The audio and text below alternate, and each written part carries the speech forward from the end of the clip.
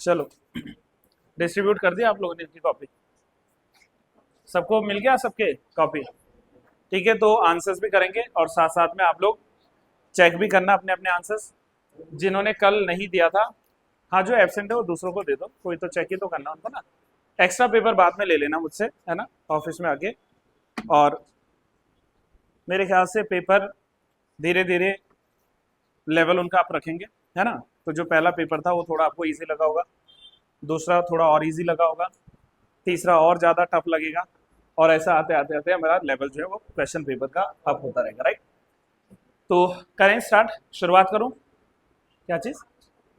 आज अच्छा लग रहा हूं मैं इसमें, मतलब वैसे रियल में नहीं लग रहा हूँ, देख रहे हो, है। चलिए बढ़िया, ठीक है। अरे मैं बोलूंगा नहीं, मैंने नई टोपी ली है ना, तो इसलिए मैं बोलूंगा नहीं, है ना। ये भी नहीं बोलूंगा किसी ने लाई है मेरे लिए, है ना। ठीक है, चलिए तो आइए पहले क्वेश्चन पे, है ना। पहला प्रश्न था आपके पास और इजी क्वेश्चन है आई गेस, कि नागरी लिपि, जिसको हम लोग देवनागरी भी कहते हैं, नागरी हमारी देवनागरी लिपि हिंदी भाषा की, राइट। तो जो देवनागरी लिपि है इसको दक्षिण में किस नाम से जाना जाता है? नंदी लिपि, पहाड़ी लिपि, दक्षिणी लिपि या पर्वत नागरी लिपि? नंदी लिपि, तो जिस भी व्यक्ति ने इसका राइट आंसर ए लिखा है वो अपने आप को 1 नंबर पहले दे दीजिए। तो पहले का राइट आंसर लिखना आप लोगों ने ऑप्शन नंबर ए, है ना। चलिए दूसरा है कि प्रतिमान में कौन सा समास है? अब ये रुक क्यों गए भाई साहब? प्रतिमान में कौन सा समास है? ऑप्शन थे आपके पास में तत्पुरुष समास, अव्ययी भाव समास, द्विगु समास या द्वंद्व समास। अब आप बताओ जरा प्रतिमान में कौन सा समास है? अव्ययी भाव आना चाहिए, ओके। और यूं भी बता देना कि अगर ये अव्ययी भाव आया है तो क्यों?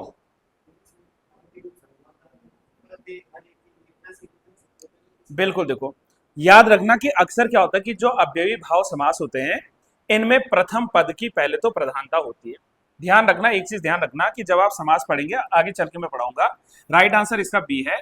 तो अव्ययी भाव में क्या होता है कि किसी भी पद में देखो 2 पद होते हैं, जैसे हमारे पास में कोई भी शब्द है उसमें 2 पद है हमारे पास में, तो इसमें एक है प्रथम पद और एक होता है द्वितीय पद, या जिसको उत्तर पद भी कहते हैं। द्वितीय पद जो होता है इसी को आप उत्तर पद कहते हैं, उत्तर मतलब बाद का जो पद होता है, राइट। और दूसरा देखो, एक तो ये हो गया कि अव्ययी भाव समास में प्रथम पद की प्रधानता होगी, और दूसरा इसके लिए एक सीधे एक नियम याद रखना कि जिन भी शब्दों के पूर्व में प्रति, हर, अनु, आ, यथा, यावत, भर इत्यादि शब्द आए जिनके भी प्रारंभ में यानी प्रथमा पद में, तो वहां पर क्या होगा? आपका अव्ययी भाव समास होगा। तो इट मींस किसका जो राइट आंसर होना चाहिए, that is option number A, अव्ययी भाव समास होना चाहिए, प्रथम पद की जहां पर प्रधानता हो। अच्छा बताएं, तत्पुरुष समास में किसकी प्रधानता होती है? प्रथम पद की या द्वितीय पद की? है ना, तो उसमें उत्तर पद या जो बाद का पद होता है तत्पुरुष समास में, तो वहां पर उसकी प्रधानता होती है। चलो यहीं पे बताओ कि द्विगु समास में क्या होता है?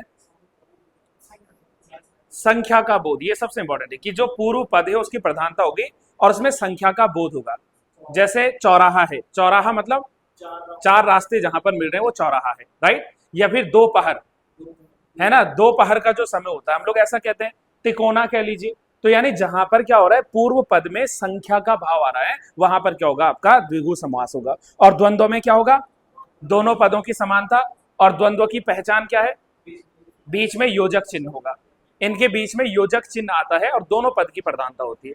अभी ज्यादा डिटेलिंग मत जाओ, आऊंगा मैं उस पर सिलेबस में आगे। लेकिन the right answer is question number 2 का वो है ऑप्शन नंबर बी, यानी कि अव्ययी भाव समास में इसका सही आंसर हो जाएगा।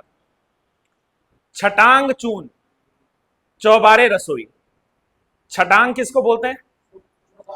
बहुत कम, छोटा सा, है ना।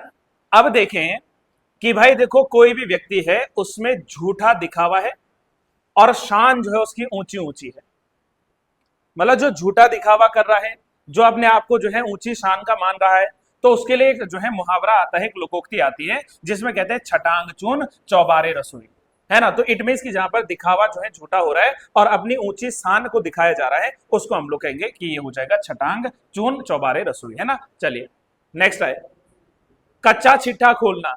आप लोग भी बोलते होंगे कि मैं तो आपके सारे कच्चे चिट्ठे खोल दूंगा, तो मतलब सारे भेद खोल देना, है ना। देखो सारे भेद छिपाना नहीं, ऐसा होता तो मैं आपके कच्चे चिट्ठे छिपा दूंगा, ऐसा तो आप किसी को नहीं बोलते होंगे।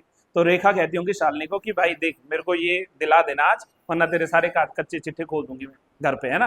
तो इट मीन्स कि कच्चे चिट्ठे खोलना यानी भेद को क्या करना, छिपाना, ये था ना, नहीं, भेद को जो है खोलना, ठीक है, भेद खोल देना, ये कच्चा चिट्ठा खोलना है, ठीक है। तो इसका राइट आंसर ऑप्शन नंबर ए लिख लेना, अपने अपने आंसर स्टिक करते रहो।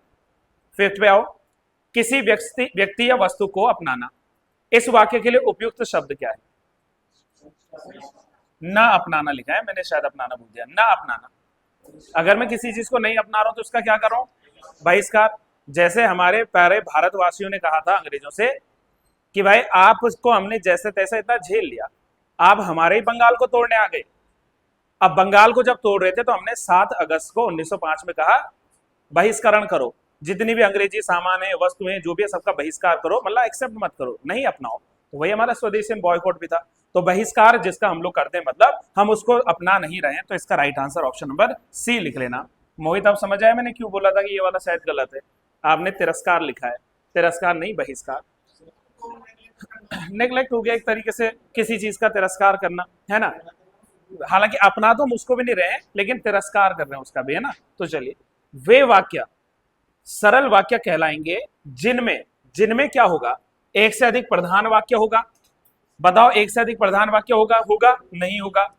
एक ही उद्देश्य होगा और एक ही विधेय होगा, जिसमें एक साधारण दूसरा आश्रित उपवाक्य होगा, जो आश्रित उपवाक्य और समुच्चय बोधक। देखो, किसी भी वाक्य में मान लीजिए एक ही उद्देश्य है और एक ही जो है उसमें विधेय है। एक एक लाइन में जरा अंतर डिफाइन करो। उद्देश्य का मतलब क्या है? इसमें सब्जेक्ट होगा, यानी कि उद्देश्य क्या है? करता है। तो करता क्या है? एक ही करता है उसमें। और दूसरा क्या है? विधेय। विधेय मतलब क्रिया। तो क्रिया भी क्या हो रही है? एक ही हो रही है। तो भाई विधेय मतलब जो कार्य हो रहा है, जो क्रिया हो रही है, वो भी एक है। फॉर एन एग्जाम्पल, जैसे मैं कहूं सावन पढ़ता है। अब ये मान लीजिए एक सेंटेंस है, एक स्टेटमेंट है ना, है अपने आप में वाक्य, एक सेंटेंस है।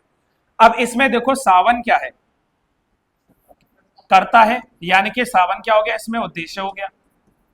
और इसमें पढ़ता क्या है? इसमें हो गया कर्म, क्रिया जो है, ये कार्य कर रहा है भाई, ये क्या कर रहा है? क्रिया कर रहा है यहाँ पर, राइट। तो ये क्रिया क्या है? आपकी योग है, आपकी विधेय।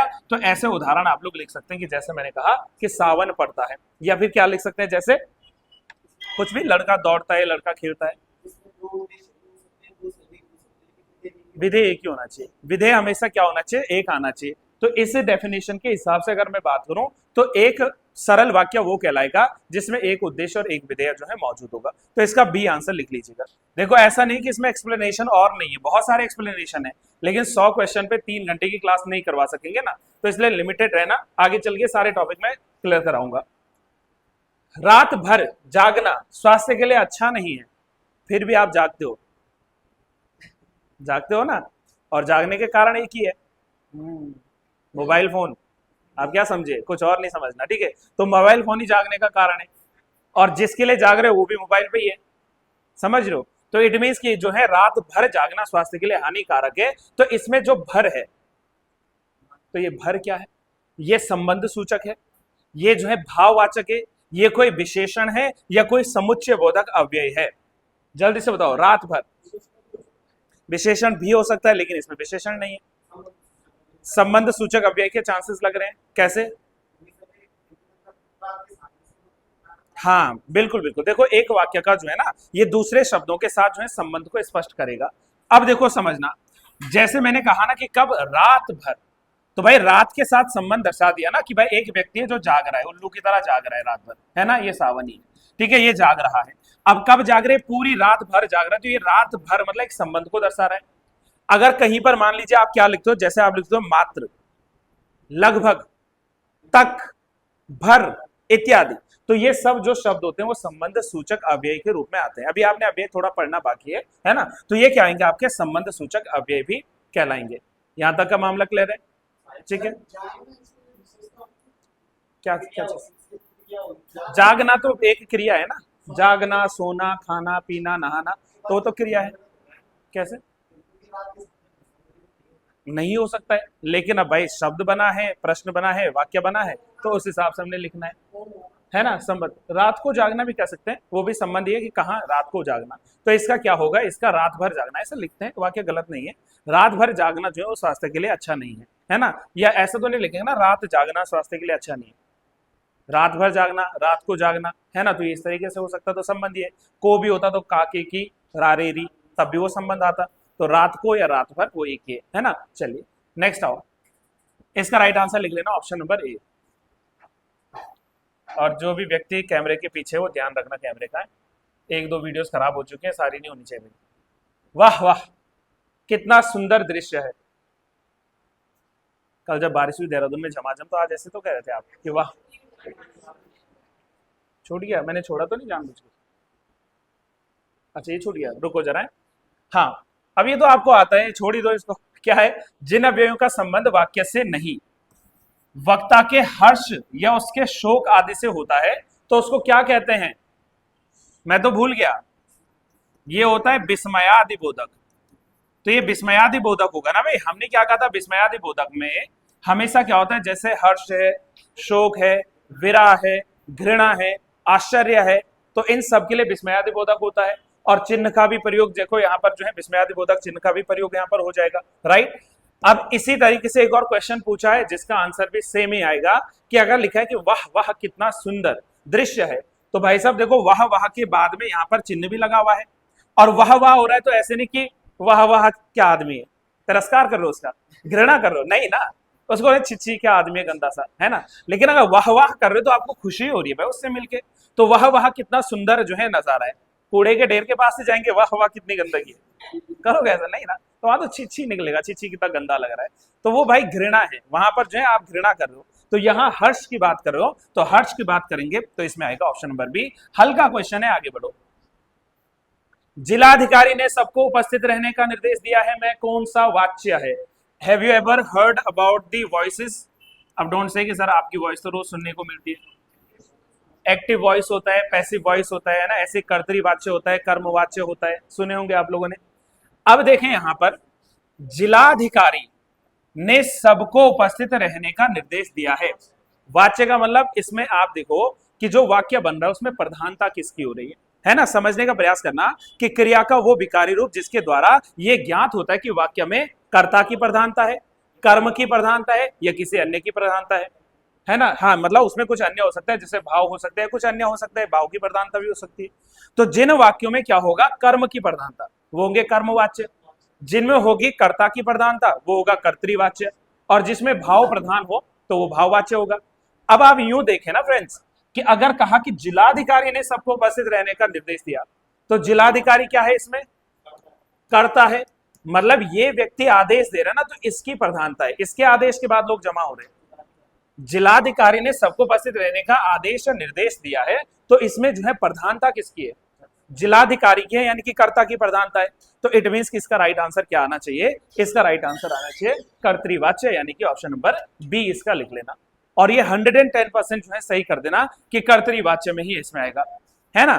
कर्तृवाच्य, अगर आप कर्ता का लिंग वचन बदल दोगे तो क्या होगा, वहां पर क्रिया का भी लिंग वचन बदल जाएगा। और कर्मवाच्य में क्या होता है कि अगर कर्म के लिंग या वचन को आप बदलते हो तो इसके अनुसार बदलेगा जरूर, है ना, उसमें कर्म की प्रधानता होगी। जैसे एक उदाहरण सुनो, जैसे अगर मैं कहूं कि राम द्वारा पत्र पढ़ा गया, तो इसमें कर्म क्या है? पत्र है। राम द्वारा क्या पढ़ा गया? पत्र पढ़ा गया, तो पत्र क्या हो गया? कर्म। अगर मैं इसी को बदल दूं, ये कह दूं कि राम द्वारा कविता पढ़ी गई, तो पत्र जो है वो अलग कर्म को दर्शा रहा है, जो है कविता अलग है। अब इससे क्या हो रहा है कि पूरे वाक्य का ही क्या हो रहा है? बदल रहा है। जैसे लिंग ही बदल गया कि राम पत्र पढ़ रहा है, पुल्लिंग का भाव आ रहा है, और राम कविता पढ़ रहा है, बोला ना, कविता पढ़ रही है मत कहना, तो राम कविता पढ़ रहा है, ठीक है। तो वहां पर जो है कविता किसमें आ जाएगा? स्त्रीलिंग का बोध करवा देगा। तो वहां पर क्या होगा? कर्म की प्रधानता होगी, कर्म के अनुसार जो है, या राम द्वारा कविता पढ़ी गई, ऐसा कह सकते हैं, ज्यादा शुद्ध होगा।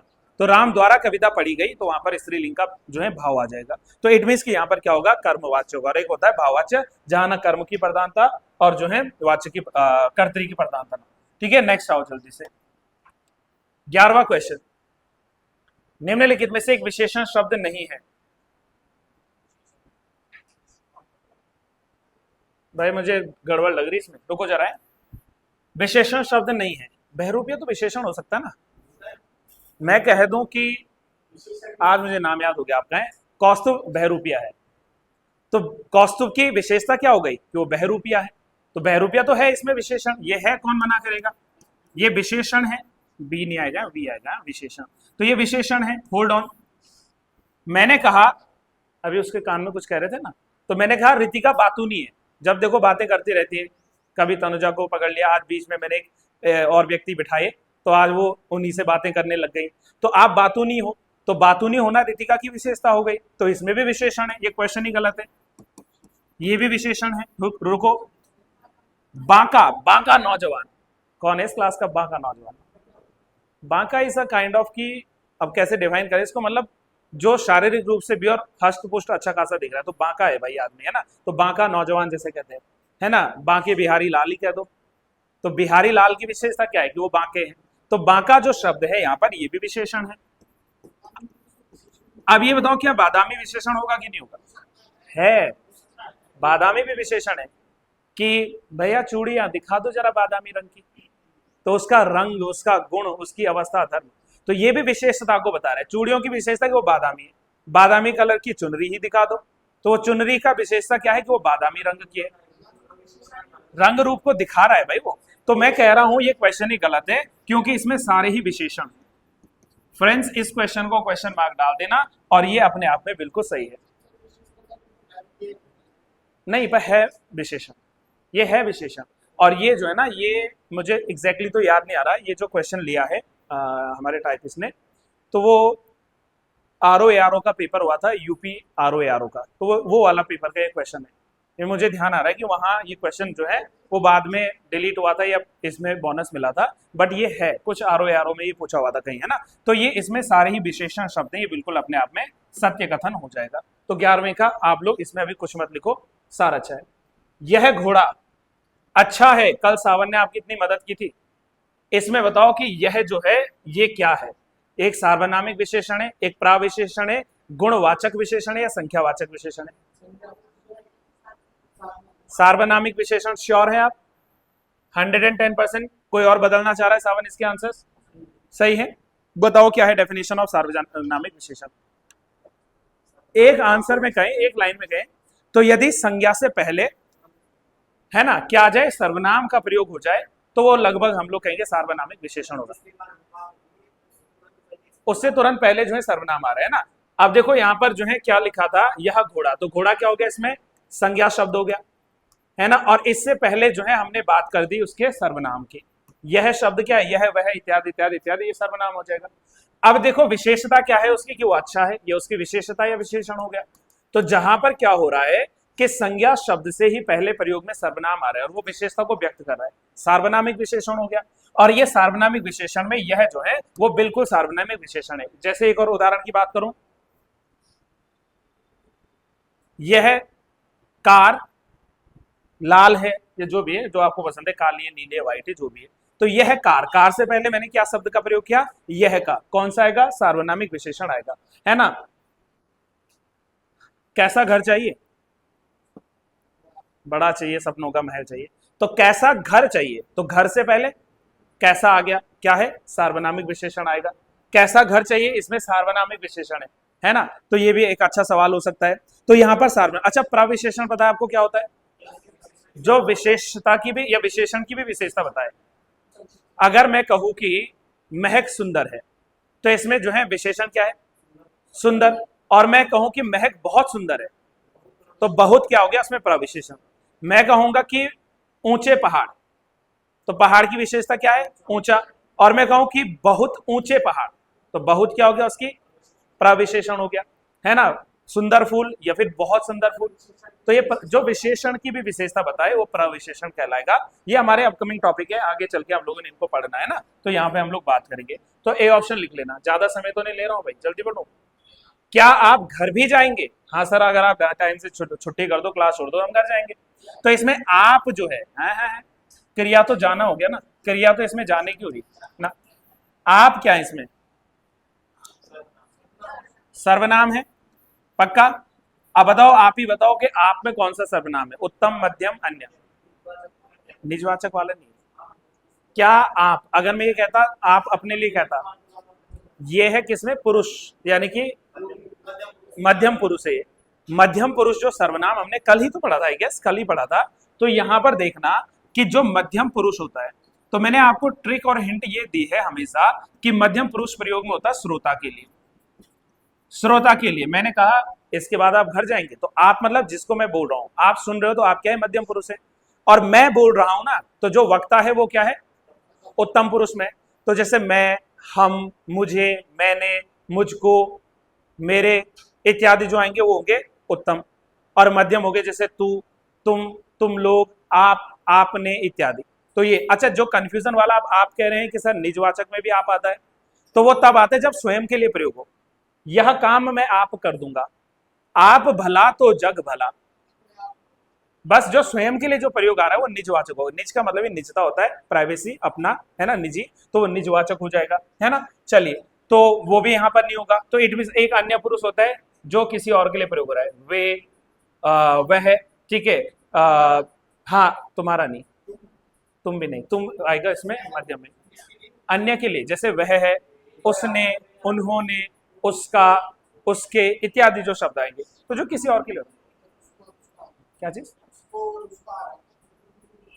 तुम सीधे सीधे जो श्रोता है, मैंने कहा ना तुम, और मैं कह दूं वो नहीं वो नहीं वो, एक गाना है ना, नहीं सुना आप लोगों ने शायद, है ना, वो नहीं वो। तो वो जो शब्द का प्रयोग हो रहा है वो आपके लिए नहीं, जो सुन रहा है उसके लिए नहीं, किसी और के लिए।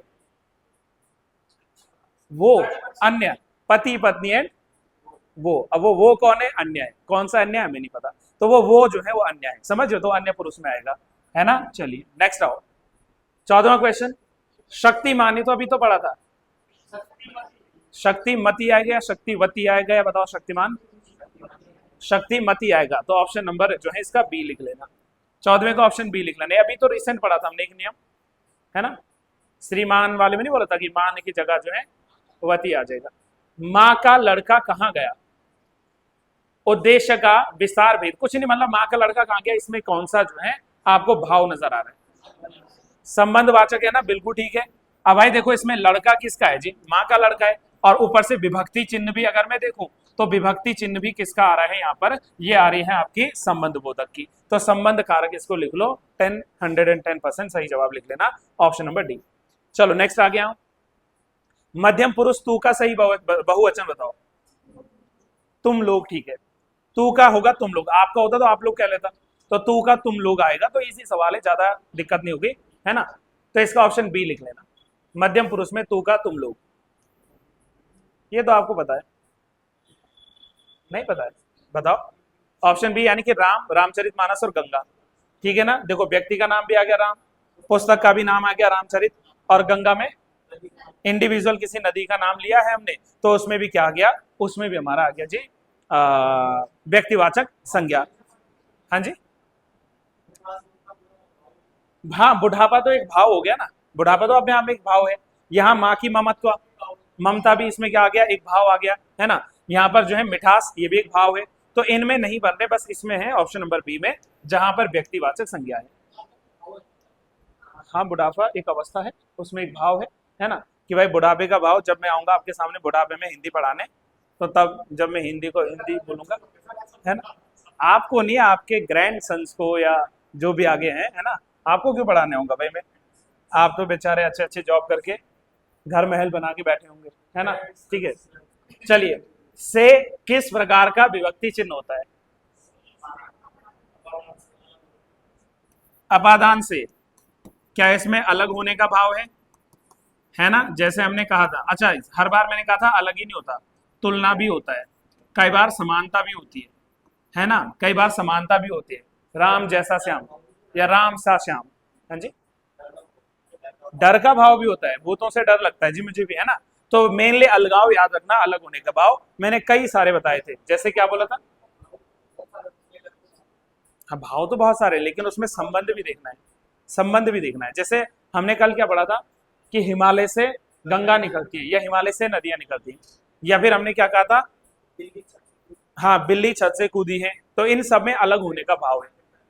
पेड़ से पत्ते गिरते हैं, तो ये अलग होने का जो है भाव है, तो ये क्या हो जाएगा, आपादान हो जाएगा। अच्छा, सबकी विभक्ति विभक्ति चिन्ह पता है आपको, कौन सा होना है? सभी की, जितने भी कारक चिन्ह है, कर्ता, कर्म, करण, संप्रदान, के लिए या फिर को, ठीक है। उसके बाद अपादान मतलब से, अलग होने का भाव। फिर संप्रदान में क्या आएगा? संप्रदान में के लिए या फिर को, सही तो है, को या के लिए, ठीक है, कोई बात नहीं, कोई बात नहीं, चलता है भाई। अधिकरण में और पर, और लास्ट में क्या बचा? संबोधन, हे, अरे, ओ, ब्लैक शर्ट। तो ये सब जो है ना, तो ये सब किस में आता है? वो आता है आपका, हाँ ठीक है। चलिए, तो ये भी इजी है, इतना ज्यादा है नहीं। ऑप्शन नंबर क्या लिखा आपने इसका? अपादान यानी अलग होने का भाव। नेक्स्ट क्वेश्चन पे आओ। कौन सा शब्द विदेशी है जी? पक्का मील विदेशी है? मील विदेशी है पक्का? माइल जो लिखते हैं ना हम अंग्रेजी में, मील पढ़ते हैं इसको, तो ये मील जो है ये अंग्रेजी का ही है। 1000 कदम चलोगे तो मैं बोलूंगा मील हो गया जी, है ना। तो ये अंग्रेजी शब्द में आता है। बाकी रहा मयूर है, मध्य है, ये निकले थे संस्कृत से। आज इनका प्रयोग हिंदी में भी होता है, तो ये हमारी देसी है ना। वचन जो है ये भी संस्कृत भाषा से निकला है, आज हम इसको हिंदी में भी प्रयोग में लाते हैं। तो ये हमारा देसी है, ये देसी है, देसी है, और ये विदेशी है। असली पावर देसी की होती है, आप लोग जानते हो। देसी शब्दों की मैं बात कर रहा हूँ, ठीक है। तो देसी जो है इसमें सही आ जाएगा ऑप्शन नंबर सी। 20वें पे आओ। अब ये सवाल कितनी बार पूछोगे, शर्मिंदा कर रहे हो आप। संयुक्त अक्षर किसके हैं?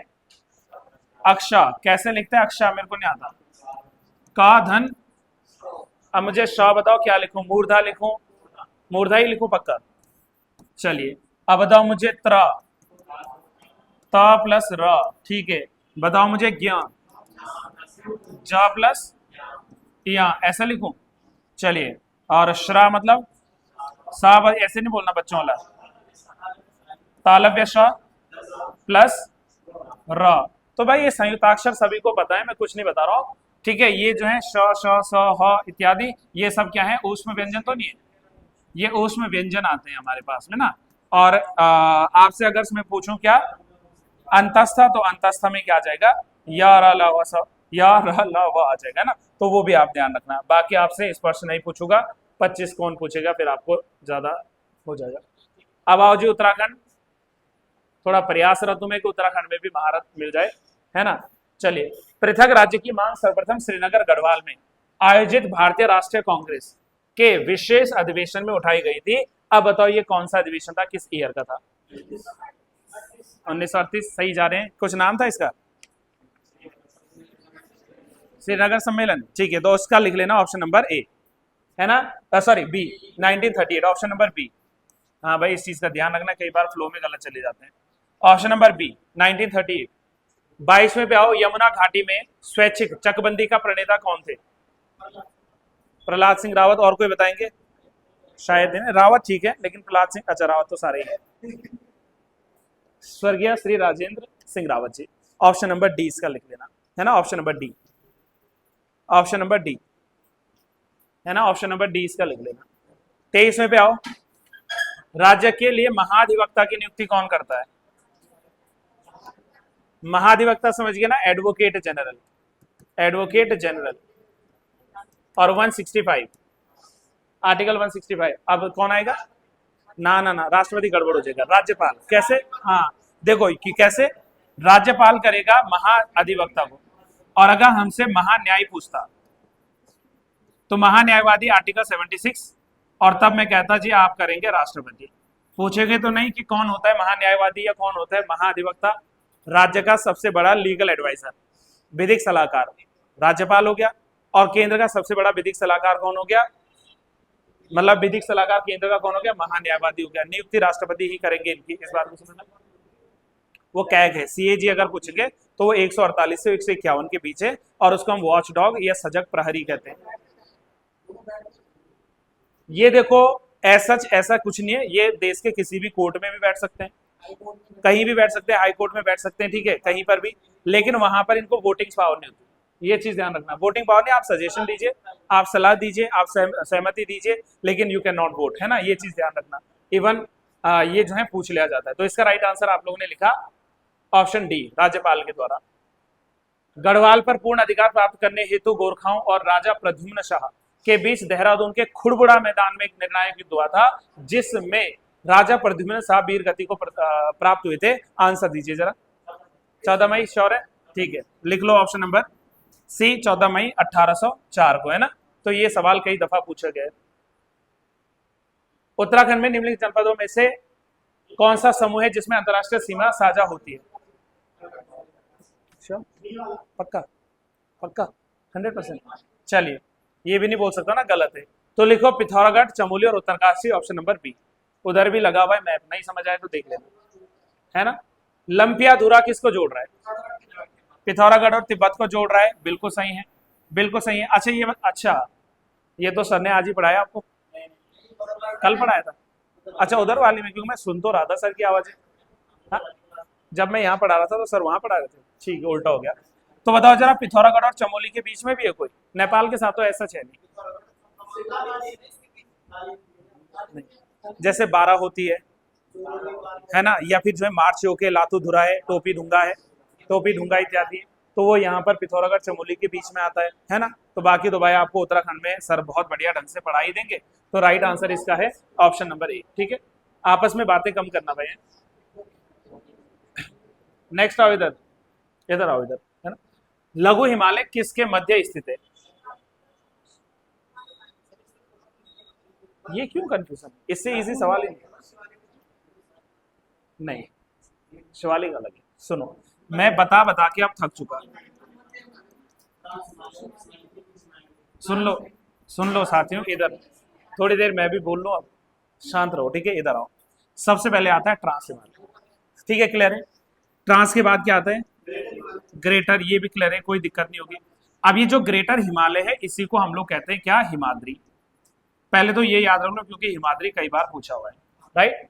फिर ग्रेटर के बाद आता है मिडिल। अब सुनो जरा, इसी मिडिल हिमालय को आप लेसर हिमालय भी कहते हो। यहां ध्यान रखना होता है कि मध्य हिमालय और निम्न हिमालय एक ही है, समझ गए। और लास्ट आता है हमारे पास में शिवालिक हिमालय, और शिवालिक हिमालय को आप आउटर हिमालय कह लो। सबसे बाहरी हिमालय कौन सा है? शिवालिक हिमालय। अब यहाँ क्या पूछा था कि लघु हिमालय किसके मध्य है? तो ये हुआ ना हमारा लघु हिमालय। मिडल क्या होता है? मध्य, और लेसर क्या होता है? निम्न या लघु हिमालय। तो ये किसके बीच हुआ? ग्रेटर के और शिवालिक के बीच में हुआ। तो शिवालिक और महान हिमालय जो है इनके बीच में आ गया ना। तो इसका राइट आंसर क्या आ जाएगा? ऑप्शन नंबर बी आ जाएगा। दूसरी एक और बात यहीं पर सुन लीजिए, एक और बात जो आपको समझनी है वो यूं समझनी है कि ट्रांस हिमालय और ग्रेटर हिमालय के बीच की जो बाउंड्री है, जो सेपरेट करती है, जरा इधर भी देख लेना, चल रहा है काउंट चल रहा है ना, बढ़िया, ठीक है। तो इनके बीच में क्या आता है? नहीं करना है ना ये गलती। इसके बीच आता है सच्चर जोन, इसके बीच में है सच्चर जोन, सच्चर क्षेत्र जिसको आप लोग कहते हैं, है ना। दूसरा आ गया ग्रेटर हिमालय और मिडल हिमालय, इनके बीच में एमसीटी आएगा या एमबीटी? एमसीटी आएगा, मेन सेंट्रल थ्रस्ट आएगा, राइट, मेन सेंट्रल थ्रस्ट, मुख्य केंद्रीय भ्रंश। इसके नीचे आता है मिडल और शिवालिक के बीच में एमबीटी, मोहम्मद बिन तुगलक, मेन बाउंड्री थ्रस्ट। और फिर उसके बाद शिवालिक हिमालय, और यहां अगर मैं बांट दूं क्या? गंगा के मैदान, तो गंगा के मैदान और शिवालिक हिमालय के बीच में जो आएगा उसमें क्या आता है? That is HFF, Himalayan frontal fault. तो ये सवाल भी हर एग्जाम्स में पूछेगा, पीसीएस में पूछा था, ये बताओ।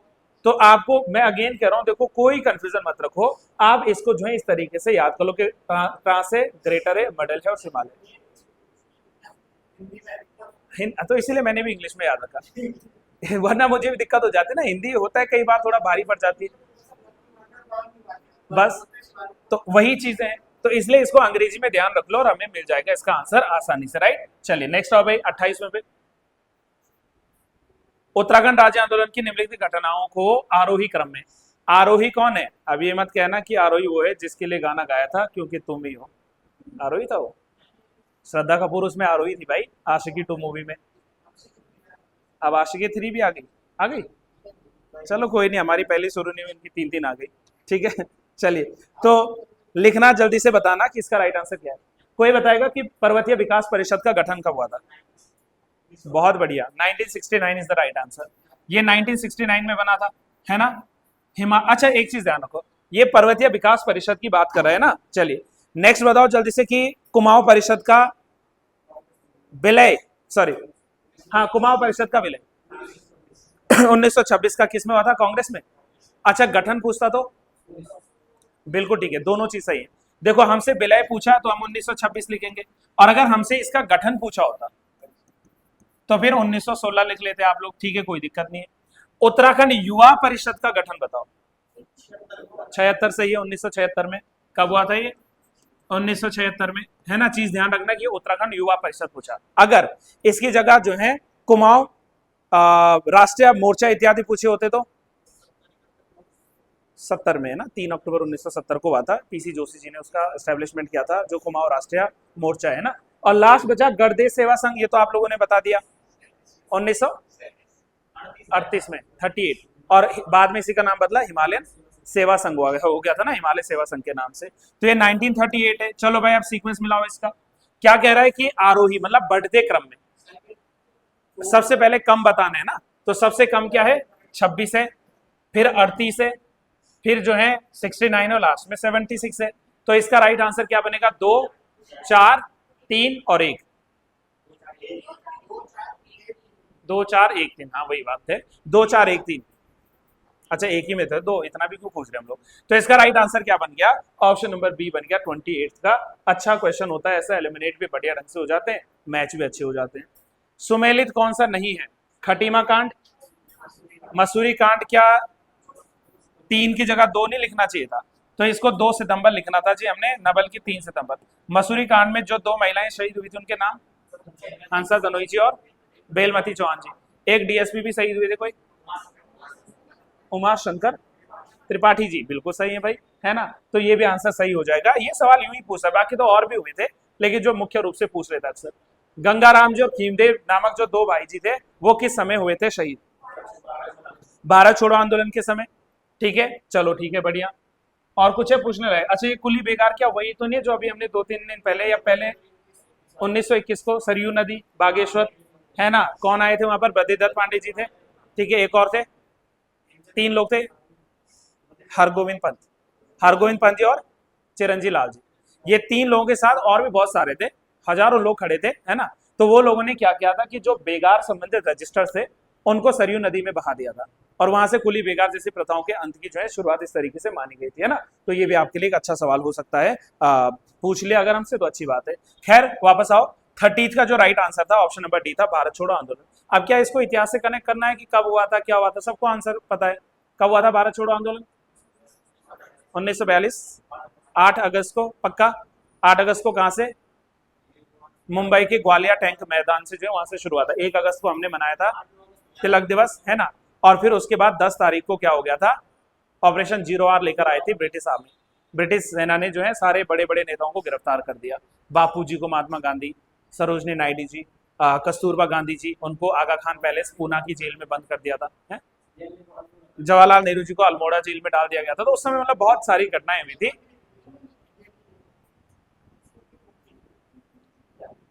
गांधी जी ने, ठीक है चलो वो देख लेना आप लोग, हाँ हाँ वो देख लेना आराम से।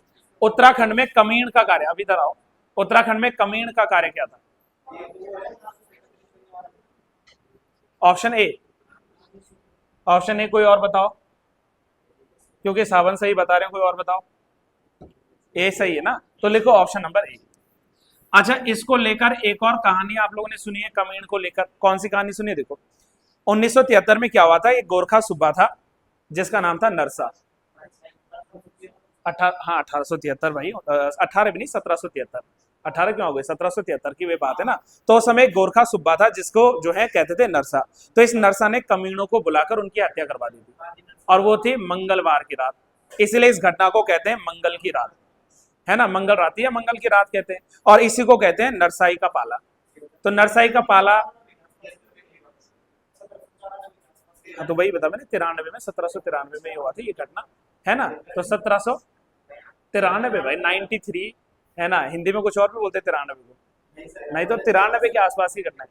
सुना नहीं हो सकता, मैंने फ्लो में बोला ना हो, लेकिन मैं फिर कह देता हूँ 1993, 1900 बोल दे इस बार, देख रहे हो। तो फ्लो ऐसे होता है जब चीजें बोले जाते लगातार ना। तो 1793 फाइनली, ये लास्ट याद रखना आप लोग, ठीक है। चलिए नेक्स्ट आओ क्वेश्चन पे, फटाफट आओ, बहुत सारे क्वेश्चन है भाई, यही नहीं रहना। उत्तराखंड में ऊंचाई के बढ़ते क्रम में पाए जाने वाले वृक्ष? सागौन, चीड़, बांस, देवदार। ऑप्शन डी सही लिख लेना। सागौन, चीड़, बांस और देवदार, ऑप्शन नंबर डी सही लिख लेना।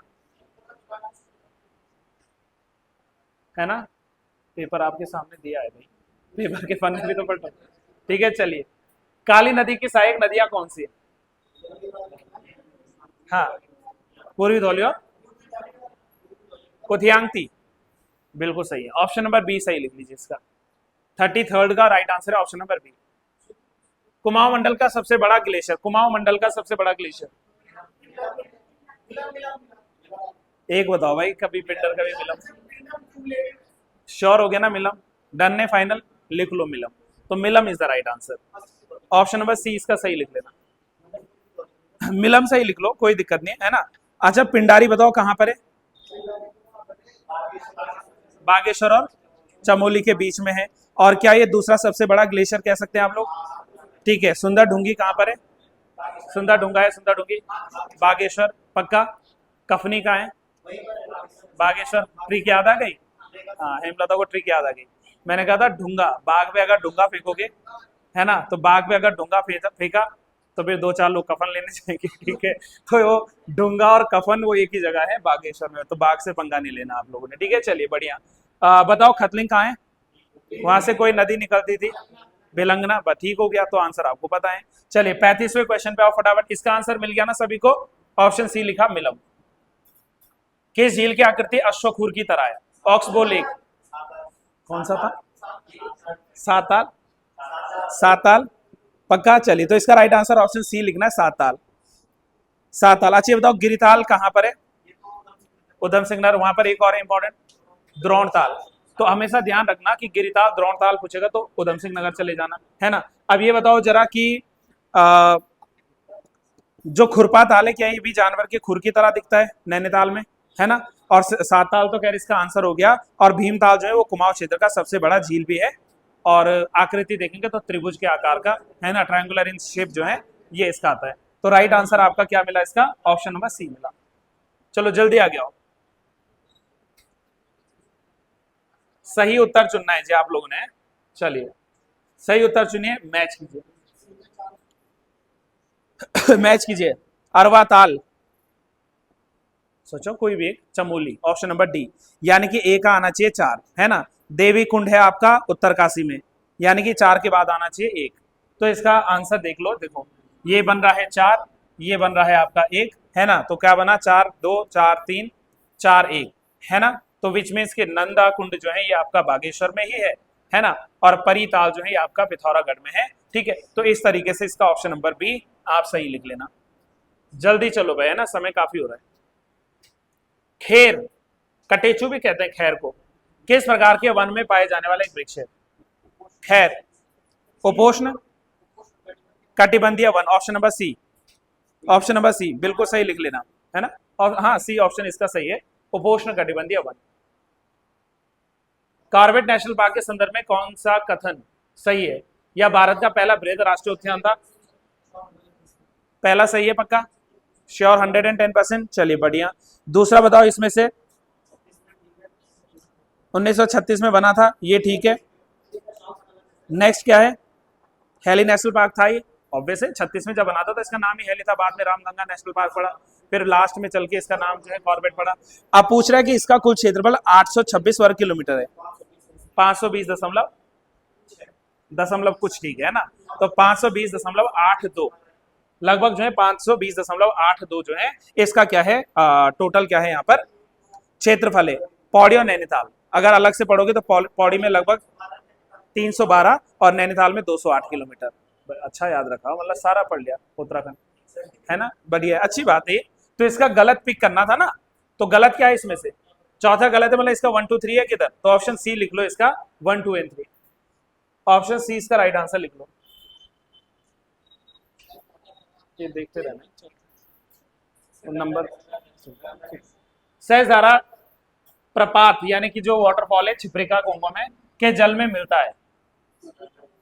गंधक मिलता है, गंधक के साथ ठंडक भी मिलता है, जब गर्मियों में जाओगे तो ठंडक भी मिलेगा, समझ रहे। तो इसका क्या आंसर आएगा? ऑप्शन नंबर डी, बी गंधक। ठीक है। भारत सरकार ने लीची निर्यात जोन के रूप में किसको शामिल किया है? देहरादून की लीचियां ज्यादा फेमस है, लिख लो फिर। हाँ, लीचियों का शहर, खाली सीजन की पहली लीची खट्टी थी, ठीक है, मीठी में खिलाऊंगा, चलिए चलिए, इसका देहरादून सही है। जल्दी आगे बढ़ो। उत्तराखंड में उगाई जाने वाली फसलों में सबसे महत्वपूर्ण समूह कौन सा है? गेहूं, धान तो साफ सुनाई दिया, उसके बाद फिर अमिताभ बच्चन की वॉइस के साथ मंडुआ और आलू। ऑप्शन बी लिख लो इसका, ऑप्शन बी। ये क्वेश्चन रिपीट हो गया शायद, पिछली बार भी था। इसका आंसर है ऑप्शन बी, मंडुआ और आलू। हाँ जी, चावल, पैडी, धान, है ना, राइस, सब। नहीं, देहरादून से एक ही है वो, देहरादून में है ना। चलिए, राज्य में चारों धामों का हरिद्वार से दूरी के बढ़ते क्रम में। अरे इधर भी देखो भाई, फिर इसमें लंबा खींचेगा फिर सेशन, ऐसा ऐसा अगर हम लोग इसी पे रहे तो, है ना। इसका राइट आंसर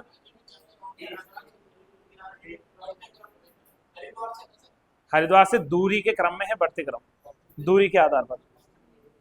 हरिद्वार से निकलो, नहीं केदारनाथ तो दूर पड़ेगा ना, पहले यमुनोत्री पड़ेगा, है ना। यमुनोत्री, केदारनाथ, गंगोत्री और बद्रीनाथ, डी ऑप्शन है।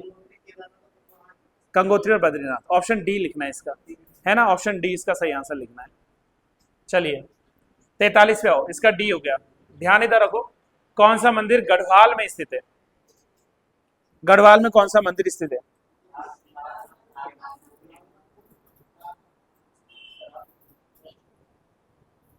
बोलो भाई। नागनाथ, पोखरी, ठीक है, ऑप्शन सी लिख लो, सही है ना। अब एग्जैक्टली तो लोकेशन मुझे भी नहीं पता, है ना। धौली नाग वाला तो आई गेस पौड़ी में है, सॉरी पिथौरागढ़ में, पिथौरागढ़ में ना। नागनाथ पोखरी, पोखरी में ही होगा, फिर अगर जगह का ही नाम पोखरी है तो पोखरी नामक जगह पे ही होगा, है ना। तो ऑप्शन नंबर सी लिख लेना इसका, नागनाथ। कौन सा सही नहीं है बताओ? हाँ, रानीखेत को नहीं कहते, भारत का एडिनबरा, है ना, ये गलत है आपका, ऑप्शन गलत लिख लेना इसमें।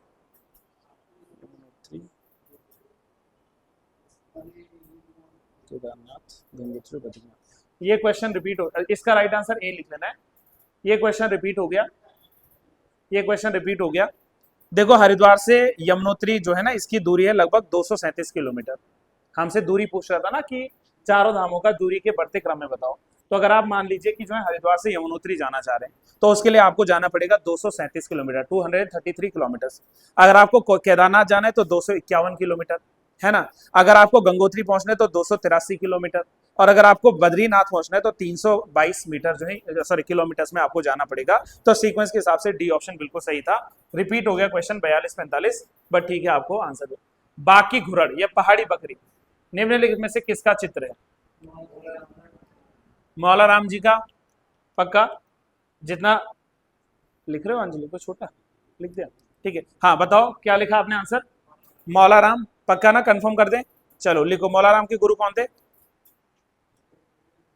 राम सिंह, हाँ राम सिंह जी सर जो थे, इनके गुरु थे। मुकुंदी लाल ने कोई पेंटिंग बनाई थी, गलवाल पेंटिंग, कब प्रकाशन हुआ था? 1969 पे ही, आसपास नहीं, उसी पे हुआ था। पृथ्वीपति शाह की संरक्षिका कौन थी? राणा कर्णावती, रानी कर्णावती, ठीक है। चलिए 47 पे आओ। रमतुल्ला वाद्यंत्र किस जौनसारी है लोक नृत्य में अनिवार्य रूप से बजाया जाता है? बताओ। हारुल, और कोई बताओ इसका? हारुल कंफर्म नहीं 100%? मैं गलत बोलूं तो फिर मैं गलत ना, ठीक है। हारुल लिख लो, ऑप्शन नंबर बी। 48 पे आओ जल्दी से। 48 का राइट आंसर, बेड़ू पाको बारामासा की धुन किसने बनाई? ब्रजेंद्र लाल शाह जी जो है, बिल्कुल ठीक है। ऑप्शन नंबर जो है डी लिख लेना, है ना। हाँ ये बिल्कुल सही है, ऑप्शन नंबर डी।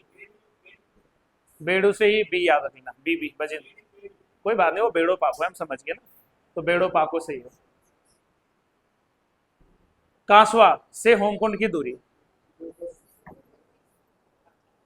होमकुंड की दूरी उतना है जितना हमारे भारत के संविधान में वित्त आयोग के लिए आर्टिकल है, 280, कंफर्म। चलिए तो लिख लीजिए इसका ऑप्शन नंबर सी, 280। अब ये इतना एग्जैक्ट तो पूछता नहीं। रामायण को किस वर्ष जो है वर्ल्ड हेरिटेज में शामिल किया गया था? 2009 में। 9 है, 9 है, और कोई बताओ? 9 है तो 9 कर लो, सही। 2009 सही है इसका, 29 जो है 2009 इसका सही है। हार दूधा किस चीज से संबंधित है? नाग देवता से पक्का? हाँ, दूध आ रहा है तो नाग देवता है, चलो ये भी ठीक है, लॉजिक है वैसे, तो लॉजिक बिल्कुल ठीक है, ये नाग देवता जी से संबंधित है। नहीं नहीं नहीं, सभी नहीं है ना, मेन नाग देवता जी से संबंधित है। ग्रामीण क्षेत्रों में साक्षरता क्या थी 2011 के अनुसार? ग्रामीण क्षेत्र की साक्षरता 76.31, जिसने बोला वो सही है भाई, लिख लो, है ना। 2011 के अनुसार जो है ये याद रखना। और ये क्या बोला है, ग्रामीण क्षेत्रों की। अगर हम मैं पूरा कहूं कि उत्तराखंड की औसत साक्षरता क्या थी, तब 78%, 82 कहते हैं। अगर मतलब पूरा पूछा होता औसत क्या है हमारा यहाँ पर ना, मेल कितने थे इसमें? नहीं ज्यादा, 87.40% जो है मेल्स के लिए था, और फीमेल्स 70% थी। तो ये आपका उत्तराखंड का लिटरेसी रेट आपको ध्यान रखना है। अच्छा, 2011 की जनगणना के अनुसार भारत में सबसे ज्यादा लिटरेट स्टेट कौन सा है? पढ़े लिखे वही है, केरल ही है। और सेक्स रेशियो किसका ज्यादा था? क्योंकि देखो पढ़े लिखे हैं, समझदार हैं, फर्क नहीं पड़ता कि लड़का पैदा हो रहा है लड़की पैदा हो रही है। 1084 सेक्स रेशियो था केरल का, है ना, पर मतलब 100 मेल पे बेचारे 84 लड़के कुंवारे थे। कुंवारे मतलब लड़कियां कम पड़ गई, अब 84 लड़के कुंवारे थे, तो ये केरल का वहां पे था, तो ये भी ध्यान रखना है ना। ये सबसे कम किसका था? कम कम हरियाणा में था, सबसे कम जो है हरियाणा में था, तो ये पूछ लेता। अच्छा, उत्तराखंड का लिंगानुपात क्या था? 963। पक्का कंफर्म? बस लॉक कर दो, ठीक है चलिए। हाँ वो बहुत बार पूछा है, इसका मिल गया ना आंसर, इसका आंसर हुआ था ऑप्शन नंबर बी। 53rd पे आओ। बागनाथ नामक देवता की पूजा कौन करते हैं? राजी है? बस अगर आपका सवाल राजी है तो मैं भी राजी हूं भाई, है ना। ऑप्शन नंबर डी लिख लो, राजी, है ना। ये गणनाथ हो गया, मलेनाथ हो गया, हुरमुल हो गए, ये सब जो है यहीं पे क्या है, देवता है, है ना। राज्य में अगर एक और लिखने तो मलेनाथ लिख लो, गणनाथ लिख लो, है ना। हाँ जौनसारी में तो चलो सबसे इजी आप लोगों के लिए महासु देवता ही है, और इंपॉर्टेंट भी है। थारो में क्या है?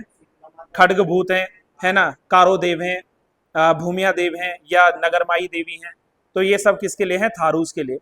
और बॉक्सा में है ग्राम खेड़ी देवता, या ग्राम देवता जिसको साकरिया भी कहते हैं, तो साकरिया भी इनमें है। नहीं यहाँ ही पर है साकरिया बॉक्सास में, है ना। हाँ एटीसी कर लेना इसको बस। ऑप्शन डी लिख लो, राजी। 54th पे आओ। कैलाश मानसरोवर चीन से सबसे कम दूरी पर क्या है? हाँ जी, तवा घाट तो नहीं, तवा घाट ही आएगा।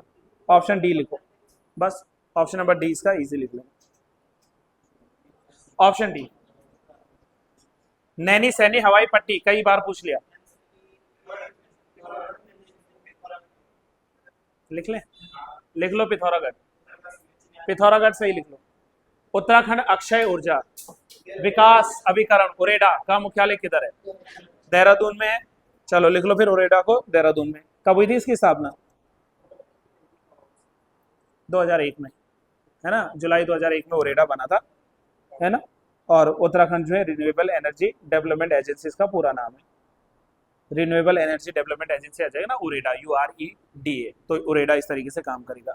चलिए नेक्स्ट आए, 56 का आंसर मिल गया देहरादून। चलिए कौन सा सही नहीं है? खोदरी जो है यमुना नदी, ढीलीपुर गंगा, मनेरी भाली भगीरथी, कालागढ़ रामगंगा, बताओ क्या है? कौन सा वाला? ढीलीपुर, क्यों नहीं लग रहा आपको? यमुना नदी पर है, तो ये गंगा पे नहीं है, ये यमुना पे है, तो ये गलत हो जाएगा, ये वाला गलत है, ऑप्शन बी, ये गंगा की बजाय यमुना रिवर आएगा। बहुत बढ़िया। सावन कई बार अगर श्योर नहीं भी हो तो आप अच्छे से उसको टैगल कर पाएंगे। राज्य में कागज का सबसे बड़ा कारखाना कहाँ स्थित है? लाल कुआं, पक्का? वहीं जाना पड़ेगा मुझे भी कागज लेने, ताकि आपको पेपर रोज करवाऊं। लाल कुआं लिख लो इसका ऑप्शन है। मानवदे काव्य कई बार पूछा गया है, भरत मुनि या कवि? भरत कवि, ठीक है चलिए। इनका मूल नाम क्या था? लोकरत्न पंत कहते थे इनको, अगर कई बार पूछ लिया ना कि भरत कवि जो इनका मूल नाम क्या था, तो इनको लोकरत्न रतन पंत भी कहते थे। वो तो दूसरे हो जाएंगे ना, ठीक है। बताओ ये किसके दरबारी कवि थे?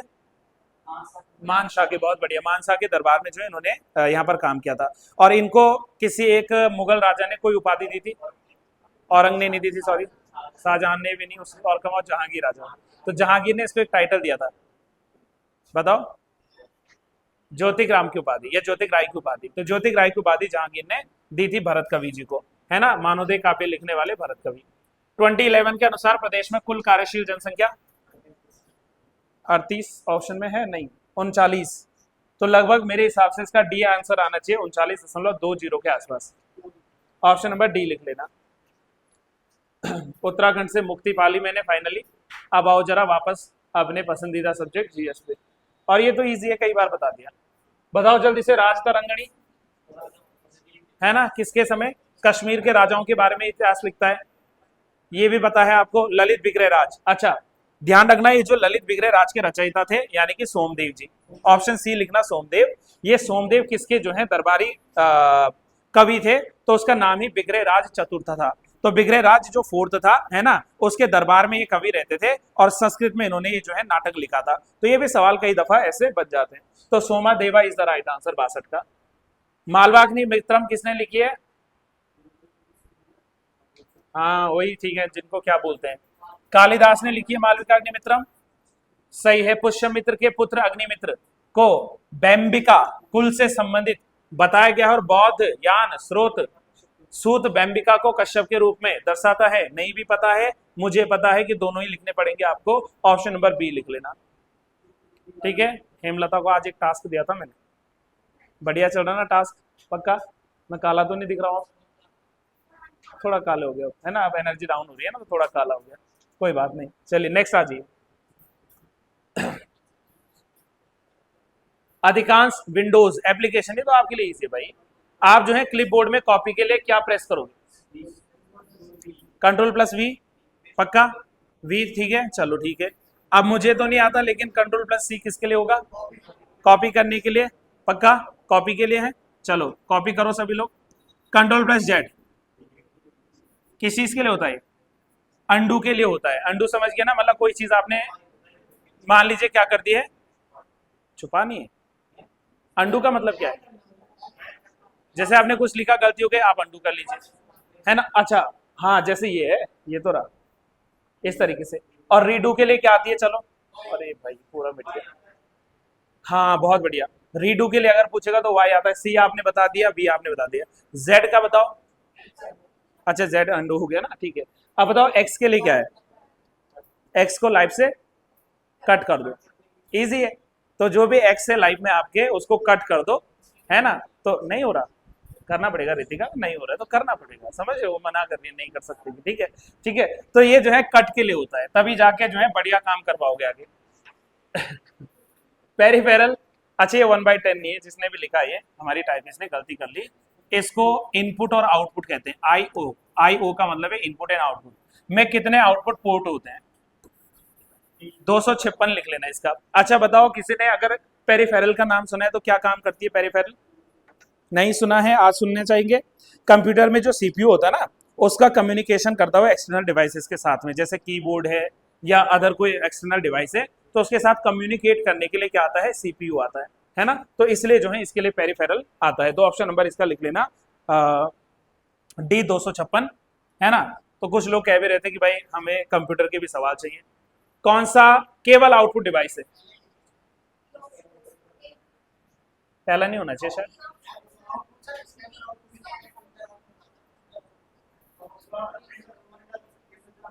प्लॉटर, प्रिंटर, मॉनिटर, ये है। स्कैनर इनपुट में आ जाएगा, स्कैनर नहीं। ये जो है ना सही आंसर, ये प्लॉटर के साथ आता है। प्लॉटर ये होता है ना, जैसे हमारी ये मशीन्स होती हैं, जैसे हम लोग ये पेपर वेपर निकालते हैं, तो उसमें जो इमेजेस के लिए होता है ना, जो इमेजेस इत्यादि आती हैं, तो वो प्लॉटर के ही थ्रू जो है उसमें आता है। हाँ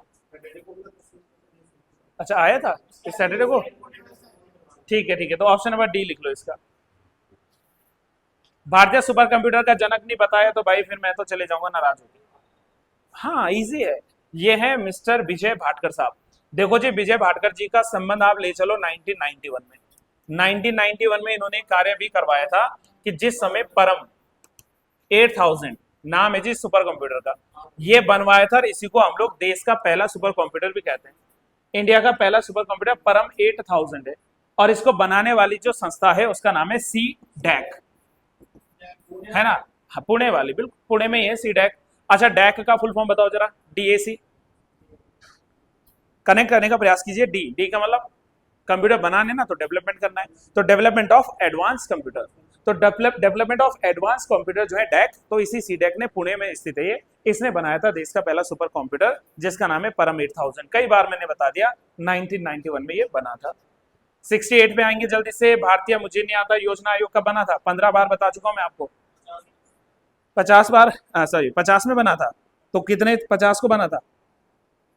मैंने हिंट दिया था, आप हिंट गेस नहीं करते ना। 15 बार मतलब 15 मार्च को, तो 15 मार्च 1950 को बना था, है ना। अब आज के टाइम पे योजना आयोग का अस्तित्व तो है नहीं, क्योंकि योजना आयोग now replaced by NITI Aayog, है ना। और अध्यक्ष नहीं पूछना मुझसे, समझ लो, क्योंकि अध्यक्ष कौन होते हैं इसके? पीएम होते हैं। एक्स ऑफिशियल चेयरमैन हमेशा प्रधानमंत्री जी होते हैं।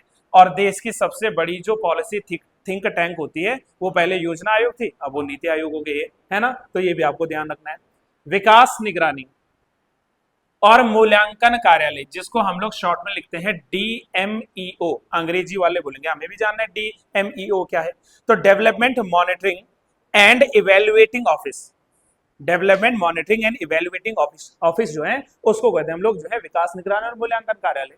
और इसका गठन जो हुआ था, ये हुआ तो 2015 में था, लेकिन कब हुआ 15 में ये देखना पड़ेगा। तो दिसंबर में नहीं हुआ, इसका हुआ जी 18 सितंबर 2015 में।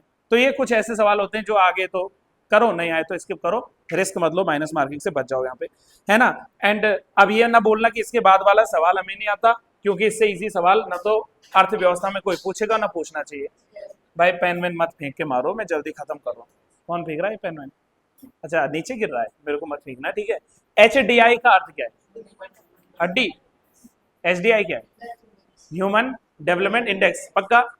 अब ह्यूमन डेवलपमेंट इंडेक्स जो है इसकी शुरुआत कब हुई थी? HDI कब स्टार्ट हुआ था?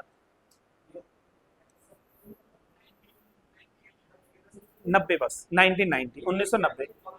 बांग्ला नहीं भाई, माना कि पाकिस्तान तुम्हारा दुश्मन है, हमारा दुश्मन है, लेकिन था वो पाकिस्तानी अर्थशास्त्री, और उस अर्थशास्त्री का नाम था महबूब उल हक। तो महबूब उल हक जो थे पाकिस्तानी अर्थशास्त्री, प्लस भारत के विद्वान अर्थशास्त्री जो थे अमर्त्य सेन, तो इन दोनों के योगदान से जो था बना था HDI का कॉन्सेप्ट। और HDI मतलब क्या है कि आपको जो है हर देश को रैंकिंग्स देनी पड़ती है HDI के आधार पर। और HDI क्या करता है कि ये 3 इंडिकेटर्स अपने पास रखता है कि इस आधार पर हम देशों को बांटेंगे कि वो कितना डेवलप्ड कंट्री वहां पर है। जैसे एग्जांपल हेल्थ, स्वास्थ्य किस देश का कैसा है ना। और उसी हेल्थ के भीतर इसकी लाइफ एक्सपेक्टेंसी देखी जाती है, जीवन प्रत्याशा। मतलब आप ये देखते हो ना, हर देश में जीवन जीने वाले लोगों का उम्र अलग है। जीवन प्रत्याशा मतलब अगर मान लीजिए भारत का एवरेज आदमी जो है वो, मैं लेट कर रहा हूँ कि अगर 75 से 80 की उम्र में अगर जो है उसकी डेथ हो जा रही है इस बीच, तो हो सकता है चाइना में ज्यादा हो या कम हो सकता है किसी दूसरे देश में ज्यादा हो या कम हो सकता है अगर पाकिस्तान में तो कुछ पता नहीं है, बूम बताओ कब भी हो जाएगा ना। तो वहां लाइफ एक्सपेक्टेंसीज अलग अलग होती है, समझ लो। तो इट मीन कि यहाँ सबसे पहले हेल्थ देखा जाता है, फिर देखा जाता है नॉलेज, ज्ञान क्या है वहां के लोगों का, है ना, एजुकेशन कह लीजिए इसको, है ना। उसके बाद देखा जाता है डिसेंट स्टैंडर्ड ऑफ लाइफ, कि जीवन जीने का जो है वो तरीका कैसा है, वहां के लोग जीवन किस तरीके से जी रहे हैं, उनका जो है GNI कितना है, उनका पर कैपिटा इनकम कितना है, ये सब चीजें वहां पर देख ली जाती है, राइट। तो इसके लिए वहां पर क्या आता है, हमारे पास में HDI आता है। डिटेलिंग के लिए अर्थव्यवस्था पढ़ने का वेट करना। ये तो भाई आपको पता होना ही चाहिए कि सुप्रीम कोर्ट में एडहॉक होता है, हाई कोर्ट में भी एडहॉक जज होता है। पहली बात यूं समझ लो कि एडहॉक का मतलब क्या है, जहां शब्द एडहॉक लिखा हो, तदर्थ लिखा हो, तो इट मीन्स कि ये होता है इंटरिम। अब सर ये इंटरिम भी और भयानक शब्द दे दिया, इसको कह लीजिए नॉन परमानेंट, अस्थायी।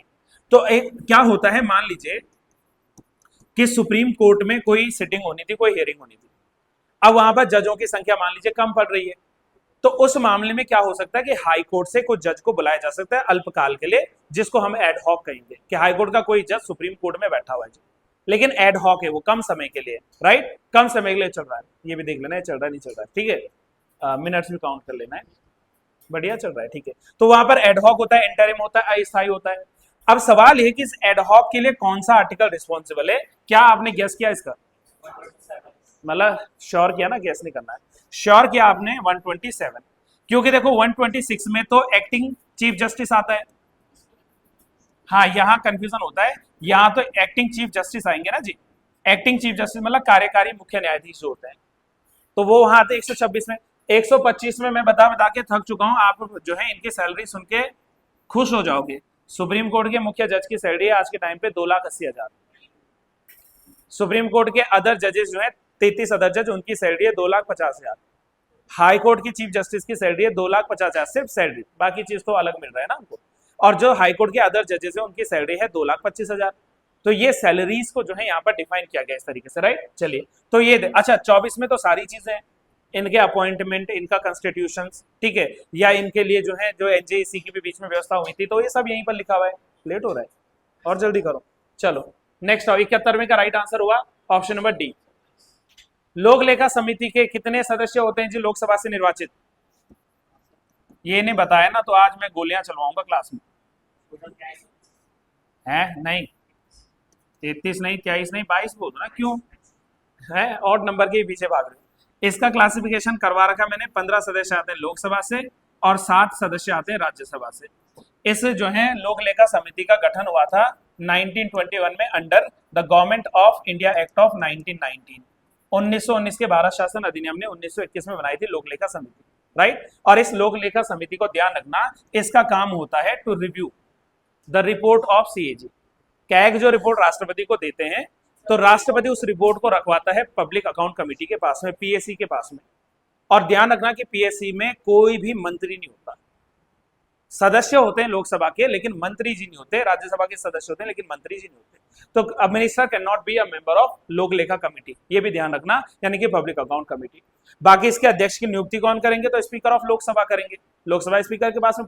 और हर साल बनती है, एक एक साल का इनका कार्यकाल होता है। इस साल एक लोक समिति होगी, नई जो है मान लीजिए नेक्स्ट ईयर का जो नया सेशन स्टार्ट होगा वहां पे वो हटके जो है फिर से इसको क्रिएट किया जाएगा।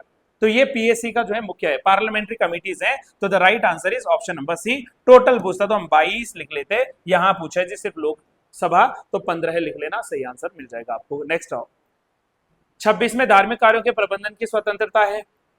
अब आप बोलेंगे हमारे पास तो नहीं आया था ये, तो आपके पास ये मिसिंग है, स्किप है, फिर मैंने बाद में करेक्शन करवाया था ना।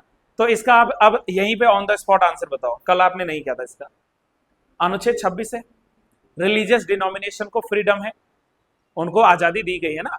अब आजादी तो है लेकिन ऐसा नहीं ना वो कुछ भी कर लें, रीजनेबल रेस्ट्रिक्शंस लगते हैं, युक्त निर्बंधन लगते हैं। अब मान लीजिए कि कोई भी रिलीजियस डिनोमिनेशन सच है, जैसे आर्य समाज है या कोई अदर लोग से, अगर वो कोई धर्म से संबंधित काम कर रहे हैं, तो एक चीज का ध्यान रखना कि उससे लोक व्यवस्था नहीं बिगड़नी चाहिए, पब्लिक ऑर्डर नहीं बिगड़ना चाहिए। अनूप सर कहते हैं मैं हिंदुइज्म का प्रचार करता हूं और बंगाली कोठी में टेंट लगा के बैठ जाएं, तो पब्लिक ऑर्डर बिगड़ेगा ना जी। वहां पे लोगों को आवाजाही में दिक्कत होगी, बच्चों को स्कूल जाना है, इमरजेंसी केस में किसी को हॉस्पिटल जाना है, तो कितनी सारी दिक्कत हो जाएगी, राइट। इसमें इसका कुछ मतलब नहीं है, इसका कुछ मतलब नहीं है। इसमें आता है इसके अलावा सदाचार, मोरालिटी, डिसेंसी, मोरालिटी बनी चाहिए। मैं हिंदुइज्म का प्रचार करूं लेकिन वहां इस्लामिज्म के खिलाफ नारे लगा दूं, मोरालिटी डिस्टर्ब होगी, सदाचार बिगड़ेगा, इससे मुझे रोका जाएगा। तो 4 भी होता है, ये भी होता है। और लास्ट में है स्वास्थ्य, हेल्थ। मैंने कहा कि मैं कार्य करूंगा लेकिन भाई मेरे धार्मिक कार्यों से अगर हेल्थ से संबंधित कोई इश्यूज होंगे तो मुझे शायद रोका जा सकेगा, शायद मुझे उस मामले में रोका जा सकेगा, है ना। तो इट मीन्स कि यहाँ पर क्या है, यहाँ पर स्वास्थ्य को ध्यान में रखो, आप लोक व्यवस्था को ध्यान में रखो, आप सदाचार को ध्यान में रखो, तो बाकी आप जो मर्जी धर्म के कार्य कर सकते हो। इट मीन्स कि इसका आंसर बन रहा है 1, 4, 5, यही बन रहा है ना, है क्या ऑप्शन 1, 4, 5, ऑप्शन नंबर डी है। तो इसका आंसर डी आना चाहिए था साथियों, राइट। चलिए बस 10 मिनट और। संस्कृति और शिक्षा संबंधी प्रावधान, ये तो सबको पता है, 29-30 में ही तो है। कल्चरल एंड जो है हमारे पास में क्या है, cultural and educational rights minorities. बाकी 19-20 स्वतंत्रता का अधिकार है, 20-21 भी स्वतंत्रता है, 25-26 में धार्मिक स्वतंत्रता जुड़ी हुई है। तो हमारे पास एक ही बच रहा था, इतना सटीक कोई ऑप्शन क्वेश्चन भी नहीं था, समझ रहे हैं, राइट। नेक्स्ट टाइम रोहतांग दर्रा, देखो जी घूमने भी जाना, खूब जाना, और ये चले जाना आप हिमाचल प्रदेश, एचपी हिमाचल प्रदेश। और हिमाचल प्रदेश में जो रोहतांग दर्रा है ये जोड़ता है कुल्लू को, कुल्लू वैली है ना, तो कुल्लू वैली को ये जोड़ता है लाहौल स्पीति से। तो लाहौल स्पीति और कुल्लू के बीच में जो दर्रा है वह यही वाला दर्रा है, ठीक है। चलिए, तो इसका रोहतांग दर्रा ऑप्शन ए हो जाएगा। हिमाचल में कोई और दर्रे याद आ रहे हैं आपको? हम्म? और कोई दर्रा क्या पता हो रोहतांग के अलावा? शिपकीला, बहुत बढ़िया। और ऑनलाइन वालों को आज काम दे दें कि वो कमेंट करके बताएंगे, कमेंट बॉक्स में बताएंगे कौन कौन से दर्रे हैं ना। दक्षिण अमेरिका का सबसे बड़ा देश कौन सा है? Brazil is the right answer, option number ए लिख लो। हल्का फुल्का आंसर है, ज्यादा मत पढ़ना। यहीं देख लेते, यहीं ये देखो कितना बड़ा एरिया, कितना बड़ा जो ये पिंक पिंक जो है कवर हो रखा है। ये तो रहा इक्वाडोर। देखो इक्वाडोर, कोलंबिया और ब्राजील, एक चीज याद रखना कि इक्वाडोर, कोलंबिया और ब्राजील जो है ना, यहाँ पर कॉफी प्लांटेशन बहुत फेमस है और इनके कॉफी प्लांटेशन को कहते हैं फजेंडा। इवन ब्राजील जो है इसको कहते हैं coffee pot in the world, विश्व का कॉफी पॉट है ब्राजील, ये भी ध्यान रखना। तो ये सवाल ऐसे भी बन जाते हैं, राइट, मिल जाते हैं यहाँ से। हाँ यहाँ पर ठीक, क्या बोल ब्राजील वाला ना, फजेंडा वाला क्वेश्चन ऑलरेडी पूछा है, तो ब्राजील लिख लेना। इंग्लिश चैनल और नॉर्थ सी को जोड़ने वाला अगर आपने जल डमरू नहीं बताया तो देख लो मार मार के आपका डमरू बना दूंगा। गाइस ये तो बहुत आसान होना चाहिए मेरे ख्याल से। ये इधर नॉर्थ चैनल है यूके के पास में, कहाँ चलेगी, ये नॉर्थ चैनल है, सॉरी ये इंग्लिश चैनल है, ये नॉर्थ सी है, तो इनके बीच में यहाँ पर एक जो है जल संधि बनती है, नाम बताइए। नॉर्थ चैनल नहीं है इसका आंसर, नॉर्थ चैनल वो आयरिश सी और नॉर्थ अटलांटिक सी के बीच बनता है। चलो कोई बात नहीं, तो इसका राइट आंसर लिखना डोवर जल संधि, ऑप्शन नंबर ए। आज ही कराया मैंने दूसरे वाले बैच में, आज उनको मैंने इंपॉर्टेंट स्टेट्स कराए विश्व भर के, तो उसमें डोवर जल संधि एक आया, तो भाई इसने मुझे भी मदद कर दी। अच्छा फ्लोरिडा किसके बीच में होगा? गल्फ ऑफ मैक्सिको है ना, गल्फ ऑफ मैक्सिको और अटलांटिक के बीच में होगा, है ना, अटलांटिक और गल्फ ऑफ मैक्सिको, ये देखो इधर ये है ना मैक्सिको वाला, तो गल्फ ऑफ मैक्सिको और अमेरिका के बीच में जो है ये आ जाएगा हमारे पास में। अच्छा ऐसे ही बताएं, नॉर्थ चैनल ये तो आपने बता दिया आयरिश सी और नॉर्थ अटलांटिक सी में है। पाक जल संधि मुझे नहीं पता, आप खुद देख लेना, ये देखो ये मैप में क्यों लगा रहा था, तो पाक जल संधि जो है ये श्रीलंका को अलग कर रहा है इंडिया से और जोड़ रहा है गल्फ ऑफ मन्नार को बंगाल की खाड़ी से। तो जल संधियां बड़े टॉपिक्स हैं, पढ़ लेना चाहिए। स्टेट्स किसे कहते हैं ये पढ़ना पड़ेगा, और इसके ठीक अपोजिट होता है इस्थमस।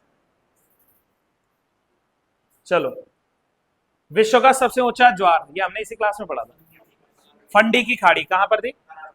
कनाडा, जगह याद है कनाडा के पास?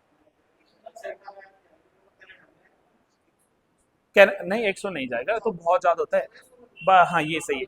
देखो गल्फ ऑफ फंडी जो है ये आपकी नोवा स्कॉटिया में बनती है, नोवा Scotia is a place in Canada, और यहाँ पर 15 से 18 मीटर ऊंचे जो है टाइड बनते हैं, तो ये भी हमारे लिए जो है अच्छा हो जाता है सवाल। फंडी की खाड़ी हमने पूछा है, तो ऑप्शन नंबर सी इसका लिख लेना, द गल्फ ऑफ फंडी। ठीक है, अगला क्वेश्चन आप, एक तरफ है नदी दूसरे कहाँ मिलती है, ये क्वेश्चन शायद मैंने करवा रखा है, कौन सी नदी कहाँ जाकर मिलती है? ठीक है, मेकोंग रिवर, ये तिब्बत के पठार से निकलती है, निकलती बोली मैंने अभी, गिरना मत भूलना, ये तिब्बत पठार से निकलती है। अब आपके पास में मैप लगा हुआ, आप खुद सोचो कि तिब्बत के पठार से निकलकर ये अंडमान के जो है खाड़ी में गिरेगा या कहीं और जाएगा। अरे भाई ये अंडमान खाड़ी में क्यों आएगी, ये नदी जो है अंडमान सागर या अंडमान खाड़ी में नहीं आती है, बल्कि कहाँ को चलती है? साउथ चाइना सी में, दक्षिण चीन सागर में गिरता है, तो ये साउथ चाइना सी या दक्षिण चीन सागर में गिरता है। दक्षिण चीन सागर मतलब पहला तो जी गलत है, जहां पहला लिखा है गोली मारो, हटाओ इसको, ठीक है समझ रहे हो। थेम्स नदी, टेम्स की बजाय इसको थेम्स लिखेंगे ज्यादा अच्छा है, थेम्स रिवर, THAMES, थेम्स। तो थेम्स नदी जो है, अच्छा ये दोनों एक जैसे हो गए, ये क्या आयरिश सागर में गिरेगी? हाँ और ना, नहीं आइडिया इसका, ये भी गलत है, क्योंकि ये गिरती है नॉर्थ सी में, उत्तरी सागर में गिरती है, ठीक है, ये आयरिश सी में के बजाय ये उत्तरी सागर में गिरती है। मेरे मित्रों वोल्गा नदी जो सबसे बड़ी नदी है यूरोप की, ये कहाँ गिरती है? कैस्पियन सागर में, ठीक है। जाम्बेजी नदी, इधर देखो ये जाम्बिया है ना, यहाँ से आ गया जाम्बेजी नदी, और इधर को आएगी इंडियन ओशन में गिरेगी, ठीक है, तो जाम्बेजी इंडियन ओशन में गिरती है। दो पेयर सही है, 3 और 4, और ऑप्शन नंबर सी इसका सही आ जाएगा, 3 और 4, ठीक है।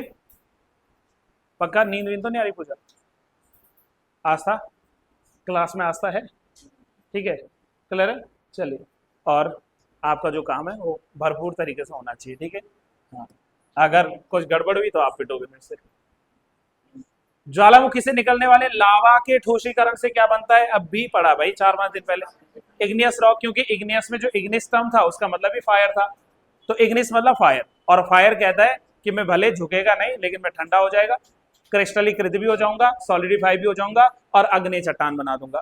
फिर उन्हीं अग्नि चट्टान में जब अपरदन होगा, है ना, जब उसमें इरोजन होगा, है ना, तो उससे क्या बन जाएगी वो अवसादी, उन्हीं अवसादों में और इग्नियस रॉक्स में अगर कैरेक्टरिस्टिक्स पूरे चेंज हो जाए प्रेशर और टेम्परेचर के चलते तो मेटामॉर्फिक रॉक्स हो जाएंगी। तो इसका ये आंसर हो जाएगा ऑप्शन ए, लिख लो आग्नेय चट्टान। असहयोग आंदोलन वापस कब लिया गया? 1922। दिन भी तो बताओ ना यार, फरवरी में दिन भी तो बताओ। 12 फरवरी। तो 12 फरवरी 1922 को वापस लिया गया था। क्यों भूल गए आप लोग? 5 फरवरी 1922 क्या हुआ था? चोरी चोरा की घटना हुई थी, है ना। और उस घटना के बाद जो है बापूजी ने अपना डिसीजन वापस ले लिया था। चोरी चोरा की घटना हुई थी ना। अच्छा, असहयोग शुरू कब हुआ था? अगस्त 1920। अगस्त आपने बोल दिया, मैं आपको गलत नहीं बोलूंगा क्योंकि 1 तारीख को सीधे अगस्त भी बोल सकते हो। तो 1 अगस्त 1920 को असहयोग शुरू हुआ था, ठीक उसी दिन जिस दिन हमारे बीच से बीजी तिलक साहब, बाल गंगाधर तिलक साहब जो थे, उनका देहांत हुआ था, उनकी मृत्यु हुई थी। तो उसी दिन की यहाँ बात चल रही है।